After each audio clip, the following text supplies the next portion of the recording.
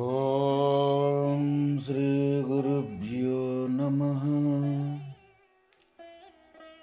ఓం శ్రీకృష్ణ పరబ్రహ్మణే నమః. ఓం శుక్లాం వరదరం విష్ణుం శశివర్ణం చతుర్భుజం ప్రసన్నవదనం ధ్యాయేత్ సర్వవిఘ్నోపశాంతయే. శ్రీ భగవద్గీత. మహాత్ములకు సద్గురువుల వలనను ఇట్టి గీతాది సద్గ్రంథముల వలనను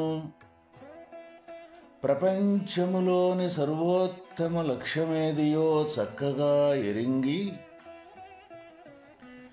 అట్టి సర్వేశ్వరుని యొక్క పరమాత్మ యొక్క పాదార విందములనే అనన్యముగా ఆశ్రయించి తరించవలెను. అయినను జనులలో కొందరు తన్నెందుకు ఆశ్రయించుటలేదో తెలుపుచున్నారు.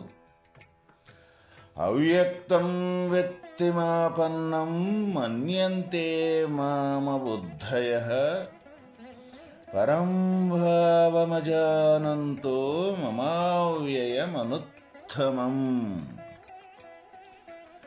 నాశరహితమైనట్టిదియు సర్వోత్తమమైనట్టిదియు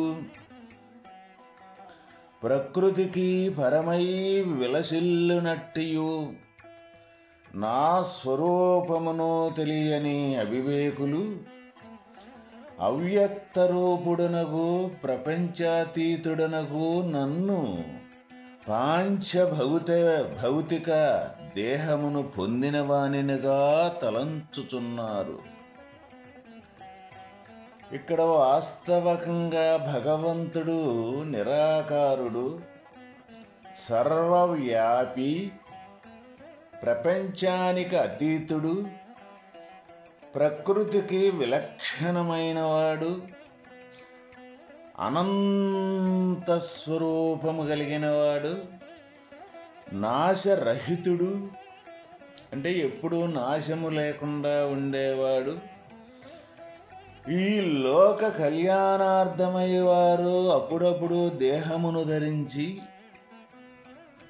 దుష్ట శిక్షణ, శిష్టరక్షణ, ధర్మ సముద్ధరణాది కార్యములు అనర్చుటకై అప్పుడప్పుడు లోకమున అవతరించుచుందురు.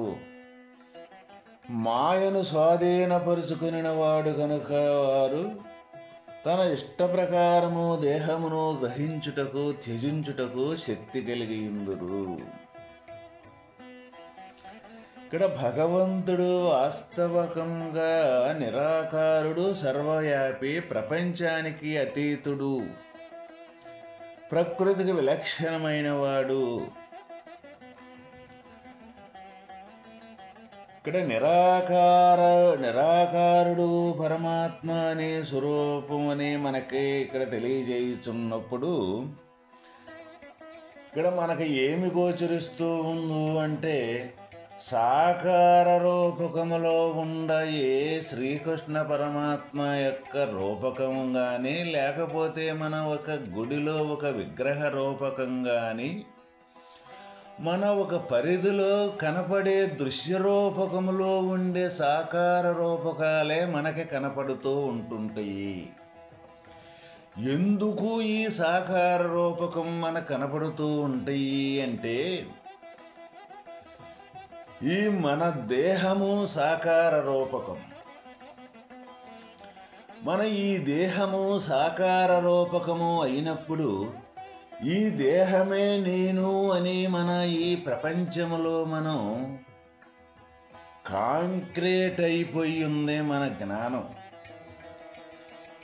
మరి ఈ దేహమే నేను అనుకున్నప్పుడు ఈ దేహభావనతోటి మనం ప్రపంచాన్ని చూసినప్పుడు ఈ ప్రపంచం మొత్తం కూడా అనేకత్వంతో కూడుకున్న ఈ సాకార రూపకములో అనేకత్వంతో కూడుకున్న భిన్న భిన్న రూపకాలుగానే మనకి గోచరమవుతూ ఉంటాయి.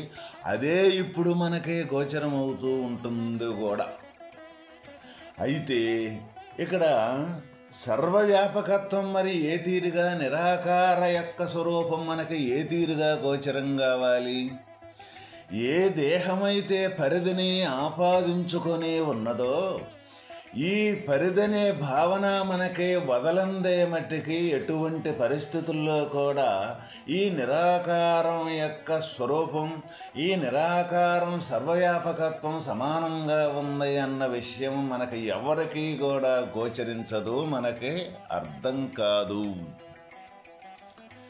ఎందుకు అంటే మన దేహభావనతోటి ఇప్పుడు ఈ ప్రపంచాన్ని, అనేకత్వాన్ని మనం చూస్తూ ఉన్నాం కాబట్టి మనకి ఆ దేహం మట్టికే మనకు తెలుస్తూ ఉన్నది.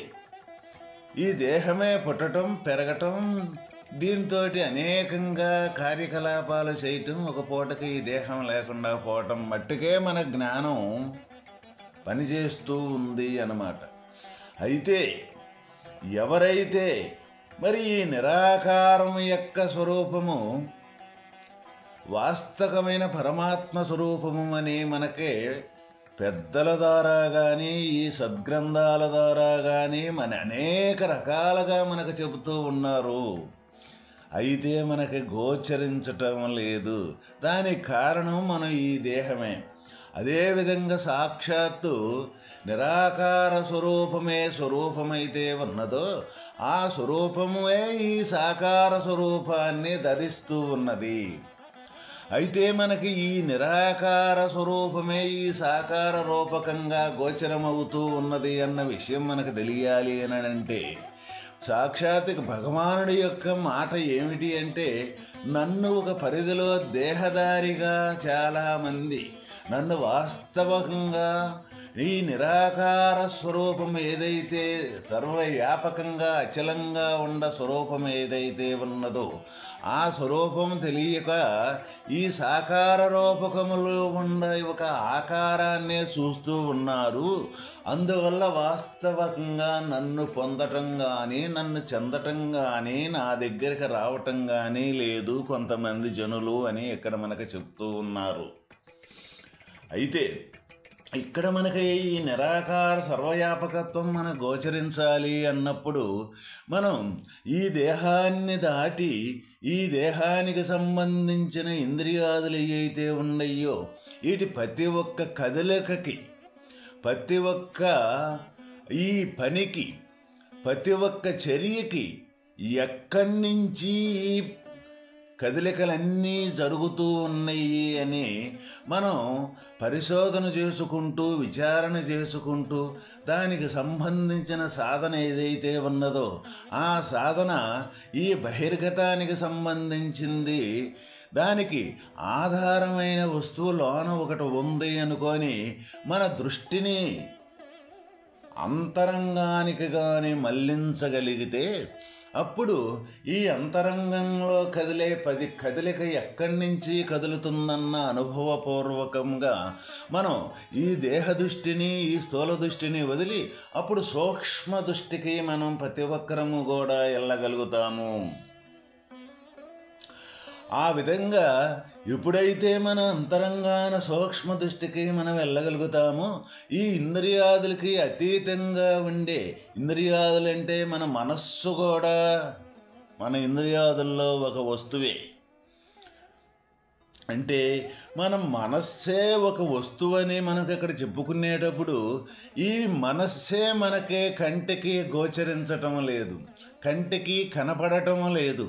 మరి మన లోనకెళ్ళినప్పుడు ఈ మనస్సే మన కంటికి కనపడనప్పుడు ఈ మనస్సును కూడా చూసే యొక్క జ్ఞానమే ఏ రూపకమైతే ఉన్నదో ఆ జ్ఞాన స్వరూపమే మనం కానీ ఈ ఇంద్రియాదుల జడ పదార్థాల మట్టుకే మనం కాదు.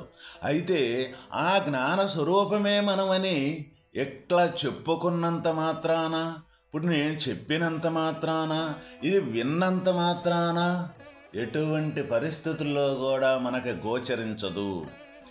ఎవరైతే ఈ సర్వ కార్యకలాపాలు ఈ ఇంద్రియాదులతోటి ఈ మనస్సుతోటి ప్రతి ఒక్క చర్య కూడా ఎక్కడి నుంచి జరుగుతూ ఉందన్న సంగతి తన దృష్టిని భక్తిపూర్వకంగా తన అంతరంగానికి గాని వెళ్ళి అక్కడ గాని నిలబడగలిగితే ఆ అంతరంగంలో నుంచి ప్రతి కదలిక ఈ మనస్సు కదలిక ఏదైతే ఉన్నదో ఆ కదలికను గాని మనం చూస్తూ ఉన్నప్పుడు అప్పుడు చూసే యొక్క జ్ఞానమే మనమై ఉంటాము.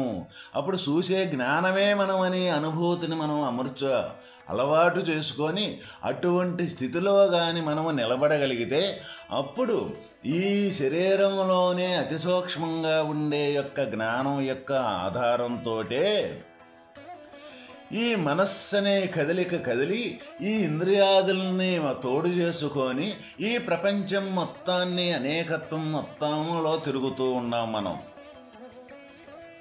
మరి అటువంటి విధానం మొత్తం ప్రతి ఒక్కరికి కూడా ఈ చర్య జరుగుతూ ఉంటే మనకి మరి ఈ దేహ దృష్టి వదలనంతసేపు కూడా పరమాత్మ సర్వవ్యాపకత్వం నిరాకారత్వం కనపడాలి, మనకు గోచరించాలి అని అంటే అటువంటి సూక్ష్మ బుద్ధి మనకు తయారైతే తప్ప పరమాత్మ యొక్క దర్శనం మనకి గోచరించదో కనపడదు.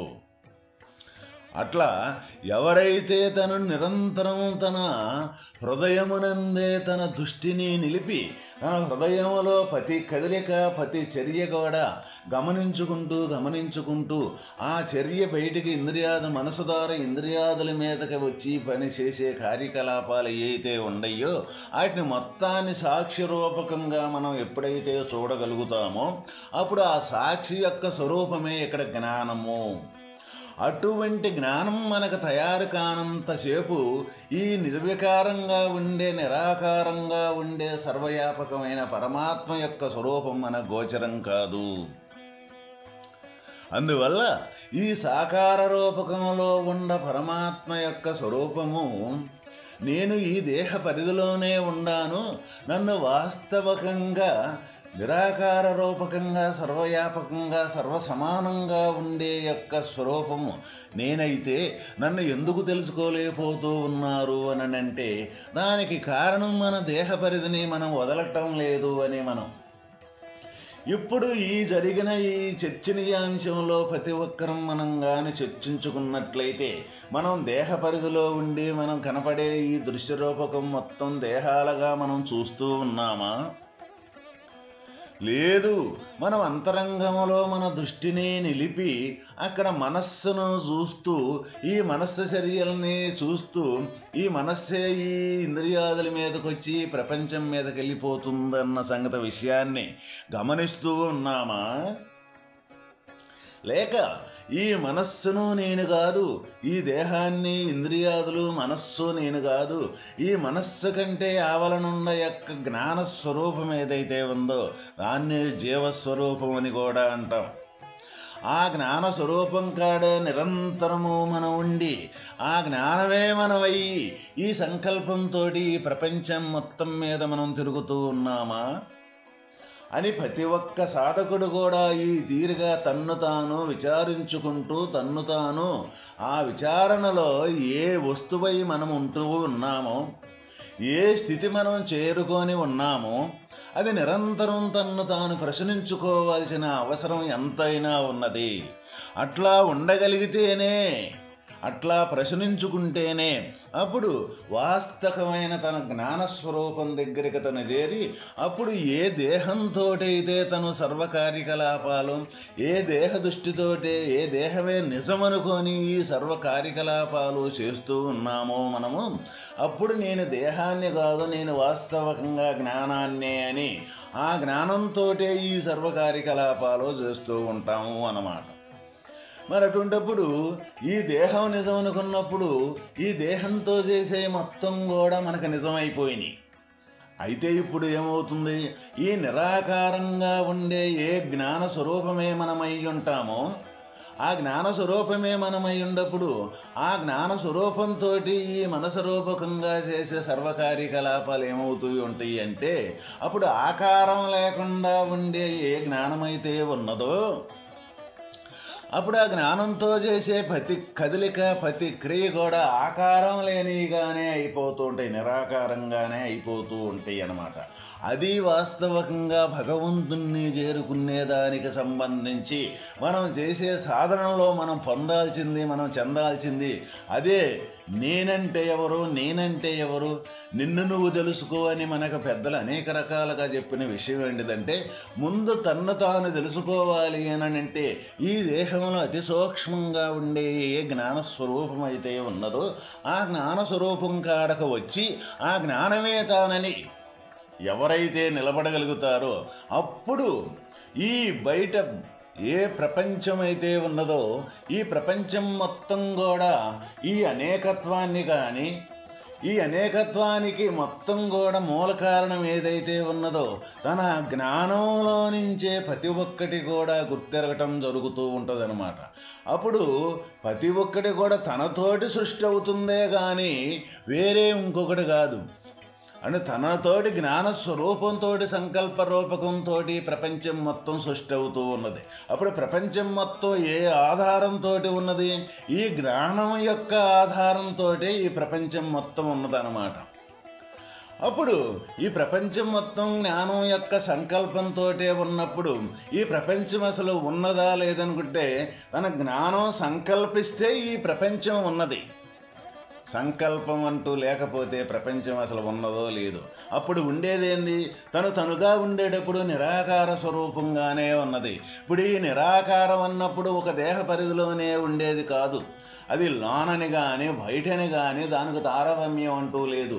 అది దేహాన్ని దాటి దేహానికి అతి సూక్ష్మంగా ఉండే యొక్క జ్ఞాన స్వరూపం కాబట్టి అది లోన బయట అనే తారతమ్యం అంటూ లేకుండా అది సర్వవ్యాపకత్వంగా నిండీకృతమై ఉంటుంది. అటువంటి అనుభూతిని, అటువంటి అనుభవాన్ని అతి సూక్ష్మంగా మన జ్ఞానస్వరూపం అయితే తప్ప ఇక్కడ జ్ఞానాన్ని పొందందే వాస్తవమైన భగవంతుని యొక్క స్వరూపం మనకి గోచరం కాదు. ఎప్పుడైతే ఈ పరిధిలో ఉండే జ్ఞానం ఏదైతే ఉన్నదో ఈ దేహంలో, అప్పుడు ఆ జ్ఞానమే నేననుకున్న యొక్క ఏ సాధకుడు, ఏ భక్తుడు అయితే ఉన్నాడో ఆ జ్ఞానంతో సర్వవ్యాపకత్వము అయిన ఈ పరమాత్మని యొక్క ఎప్పుడైతే తను దర్శించగలుగుతాడో ఈ పరిధిలో ఉన్న ఈ జ్ఞానం కూడా విలీనమైపోతూ ఉంటుంది. అప్పుడు చెప్పేదానికి పరమాత్మను గురించి లేకపోతే ఇట్టిదని వర్ణించేదానికి ఏ మనస్సు ఉండదో, ఏ పరిధిలో ఏ జ్ఞానమో ఉండదు.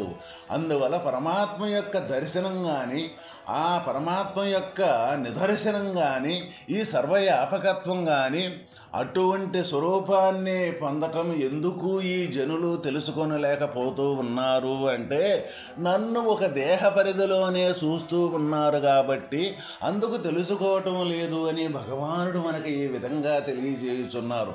అంటే భగవాన్నే, పరమాత్మని మనం చూడాలి అంటే, పరమాత్మని మనం పొందాలి అంటే ఏ భగవానుడు చెప్పిన యొక్క ఏ సాధనాతిశయాలు ఏవైతే ఉన్నవో వాటిని తప్పనిసరిగా భక్తి శ్రద్ధలతోటి ఎవరైతే అది తప్ప రెండోది లేదు, సర్వం మొత్తం పరమాత్మ తప్ప రెండోది లేదు, ప్రతి ఒక్క కదలిక కూడా నాలో అంతరంగంగా జరిగే ప్రతి ఒక్క కదలిక కూడా పరమాత్మ యొక్క దగ్గర నుంచే వస్తూ ఉన్నదన్న ఏ జ్ఞానమైతే ఉన్నదో, ఏ గుర్తెరిగే లక్షణమైతే ఉన్నదో ఆ గుర్తు కూడా నిరాకార స్వరూపం యొక్క పరమాత్మ దగ్గర నుంచే వస్తుందని ఎవరైతే అటువంటి దృఢతరమైన భక్తుడు ఎవరైతే ఉండగలుగుతారో అటువంటి వారే తప్ప పరమాత్మ సర్వవ్యాపకత్వాన్ని మనం చూడగలిగేది, లేకపోతే వీలు కాదు. అందువల్ల ఈ అనేకత్వంతో కూడుకుని ప్రపంచంలోనే తిరుగాడవలసి వస్తూ ఉంది.